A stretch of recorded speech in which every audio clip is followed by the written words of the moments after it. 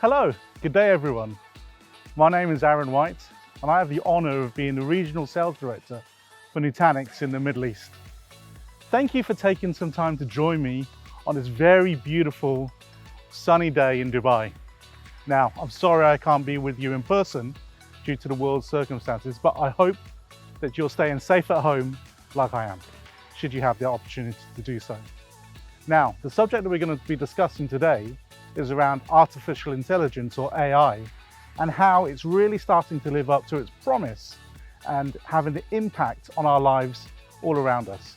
I will be going through some use cases and explaining how Nutanix is really a great solution for you to deploy AI solutions into your business to help you run more efficiently and make more money.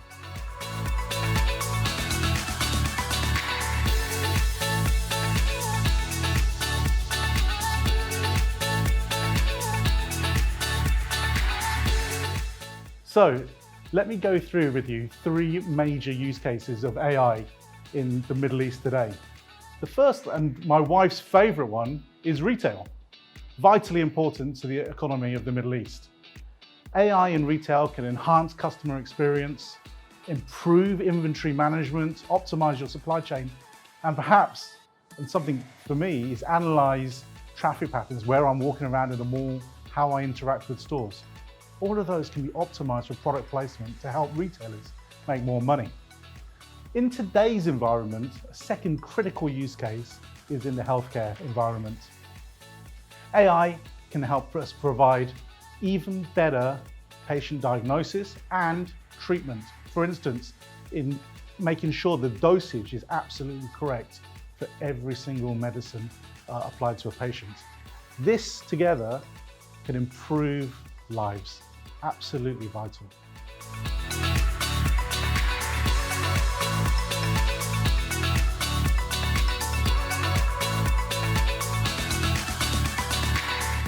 And perhaps the third very important use case in the Middle East is around oil and gas.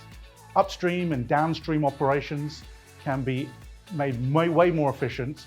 The extraction of oil and the discovery of oil can also be highly improved with the use of AI, and also the spend at the pumps in terms of how people are interacting in that point of sale place. Now, while we're in my home gym, over the last 7 years, every single rep that I have done and how I felt doing that exercise, I've tracked.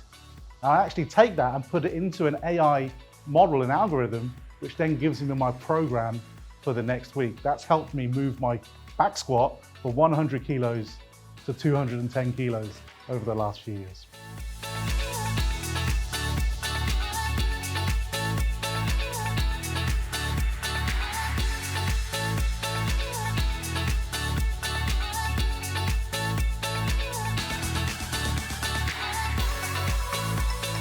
All of those use cases sound great, but the reality is managing AI systems is incredibly difficult. You've got four major things to consider. First up is diversity of where that AI needs to be. Could be in a drone, could be in a car, could be on an oil rig. The next thing is the scale. Typically AI systems are very large and distributed, and we want to do that processing right at the edge. We've got many different types of concepts that we discussed earlier. And more importantly, it relies on people, and people are very error prone. Now, AI systems have a life cycle. The first part of that life cycle is all about getting the right data in the right place. And for that, you need a data engineer. He's going to be pulling streams from different sources, from databases, from object stores, and they'll typically be unclean. So once he's managed to clean that up, it then gets handed over to the data scientist. The data scientist builds the model. That's the guts, the brains of what that AI is going to deliver. Once that model is built, it then gets handed over to the application developers, who take that model and put it inside the application. Really good. Once that's done, then the operation guys need to deploy that application into your environment for it to start working. That's great, and typically that's where your normal application would end. But the difference with the AI models is that it constantly needs to be improved. And that's where the data scientist will look at the outputs from that AI algorithm and then need to make some changes. And that could be on a weekly, daily, or even sometimes multiple times a day. And as such, that needs an environment and a platform different from the one that you have today. It needs to be fully automated, fully flexible, and very easy to manage.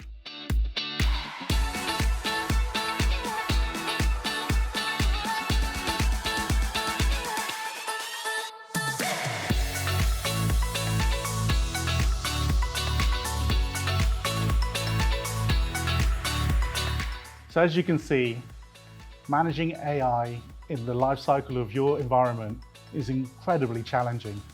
Here at Nutanix, we're here to make that far easier and way less complex. Starting at your basic infrastructure layer, we're able to make that incredibly easy to manage and virtual. Building upon that, the data services that you need for AI, be that objects, be that database data, which we can manage with Era, or be that unstructured data, we're able to seamlessly deliver those into the traditional AI applications.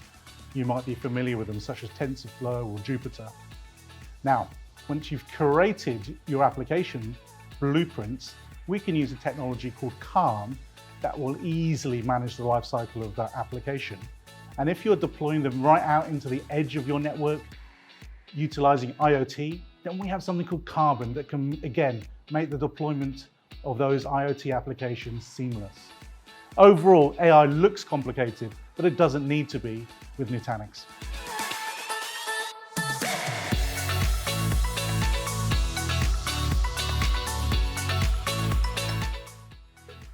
Well, we've had quite the AI workout today, and I just want to finish by sharing a couple of examples of where Nutanix has helped organizations make AI real for them. Firstly is Schneider. We've been able to help them deploy an AI solution to help improve the efficiency of their warehousing. And closer to home, the Compass Group have developed a solution that automatically checks you out at a cafe.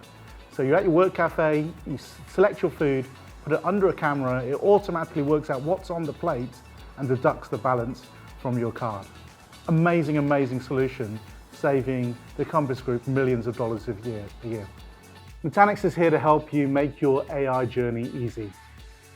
Those customers that I mentioned earlier really struggled to start with, and we were there with them every step of the way. And we truly make AI invisible for you. Thank you for joining me today, Aaron White, on this journey into AI.